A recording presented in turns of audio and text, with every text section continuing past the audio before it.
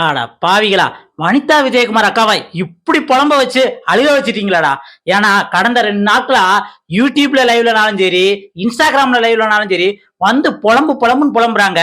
இந்த 2 நாளும் கூட சொல்ல முடியாது.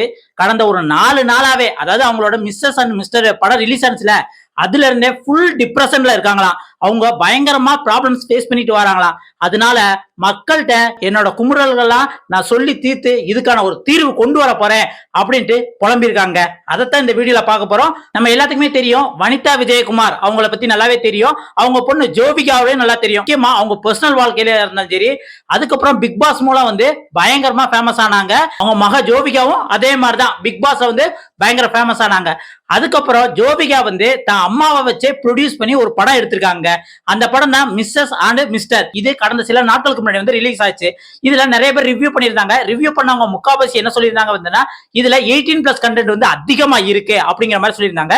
இவங்க மட்டும் சொல்லல, இந்த சென்சார் போர்டு சர்டிபிகேட் கொடுப்பாங்களே அவங்களுமே இதுக்கு வந்து ஏ சர்டிபிகேட் தான் கொடுத்திருக்காங்க.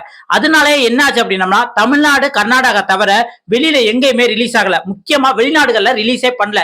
ஏன்னா ஏ சர்டிபிகேட் 18+ கண்டென்ட்ங்கிறதுனால வந்து அங்க அனுமதி வந்து மறுக்கப்பட்டிருக்கு அப்படிங்கிற மாதிரி சொல்லியிருக்காங்க.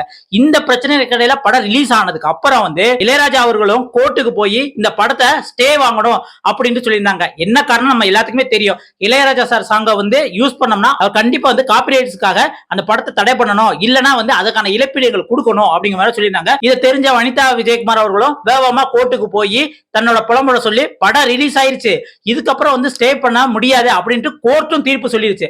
ஆனா ஒண்ணு வேணா பண்ணலாம், இளையராஜா சைடுல வந்து இதுக்கான இழப்பீடு எவ்வளவு அமௌண்டா அதை கேட்டு வந்து நீங்க ப்ரொடியூசர்ட்ட வாங்கிக்கலாம் அப்படின்னு சொன்னாங்க.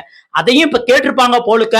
இதை கேட்டவனே வனிதா விஜயகுமார் அவர்கள் வந்து பிரஸ்ல வந்து எப்படி வந்து புலம்புனாங்கன்னு நம்மளுக்கு தெரியும். அவர் எங்க அப்பா மாதிரி, அவர் இப்படி பண்ணுவார் நான் எதிர்பார்க்கவே இல்லை. சொல்ல போனா அவங்க வீட்டுக்கு நான் மருமகளா போகணும் அப்படிங்கிற மாதிரி வந்து சொல்லியிருந்தாங்க. இதை கேட்டா என்னது மருமகளா போகணுமா? அப்படின்னா வனிதா வலையில விழுந்தது யுவன் சங்கர் ராஜாவா கார்த்திக் ராஜாவா அப்படின்ட்டு பல குழப்பங்கள் இருந்தது.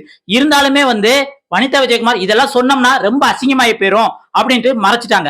அதுக்கப்புறம் வந்து யூடியூப் லைவ்ல வந்து என்ன சொல்லியிருந்தாங்க அப்படின்னு பாத்தீங்கன்னா, அந்த குடும்பத்துல வந்து ஒரு பொண்ணாவே வாழ்ந்திருக்கேன், இருந்தாலுமே வந்து இளையராஜா அவர்களை வந்து குறை சொல்ல முடியாது. ஏன்னா ரத்த உறவு சொந்தங்களே வந்து என்ன வந்து வெளியில இப்படி வந்து நம்பிக்கை இல்லாம அனுப்பிச்சிட்டாங்க, இவங்களை சொல்லி என்ன பண்ண முடியும், சரி அப்படின்னு சொல்லிட்டு இந்த படத்தினால எனக்கு பயங்கர லாஸ் ஆகி போச்சு, வெளிநாடுகள்லாம் ரிலீஸ் ஆகல, அதனால நான் என்ன பண்ண போறேன் அப்படின்னு பாத்தீங்கன்னா இந்த படத்தை வந்து நான் ஓடிடில கொடுக்காத காரணம் என்ன அப்படின்னு பாத்தீங்கன்னா, அந்த ஓடிடில ஒரு படம் ஒரு நபர் பார்த்தாங்கன்னா வெறும் 2 ரூபா தான் தராங்க அப்படிங்கிற மாதிரி சொல்லிட்டு இதை நான் யூடியூப்லயே வந்து மெம்பர்ஷிப் பணத்தை வாங்கிட்டு நான் ரிலீஸ் பண்ண போறேன். எல்லா ரசிகர்களும் ஜோபிகா ஆர்மியா இருந்தாலும் சரி, வனிதா விஜயகுமார் ஆர்மியா இருந்தாலும் சரி எங்களுக்கு சப்போர்ட் பண்ணுங்க. பிக் பாஸ்ல எப்படி வந்து நீங்க ஒரு சப்போர்ட் பண்ணனாலதான் நாங்க இந்த நிலைமைக்கு வந்தோம், அதே மாதிரி இப்ப நாங்க ரொம்ப கஷ்ட சூழ்நிலையில இருக்கோம், அதனால கண்டிப்பா எனக்கு சப்போர்ட் பண்ணுங்க அப்படின்னு கேட்டிருக்காங்க. அந்த மெம்பர்ஷிப்போட அமௌண்ட் எவ்வளவு இருக்கு அப்படின்னா ஒரு டிக்கெட்டோட விலை அப்படிங்கிற மாதிரி தான் சொல்லியிருந்தாங்க. அதை போய் நம்ம செக் பண்ணோம்னா ஒரு ஜாயின் மெம்பர்ஷிப்புக்கு 159 ரூபா, இன்னொன்னு வந்து 200 ரூபா, இந்த மாதிரி 2 கேட்டகரி இருந்தது.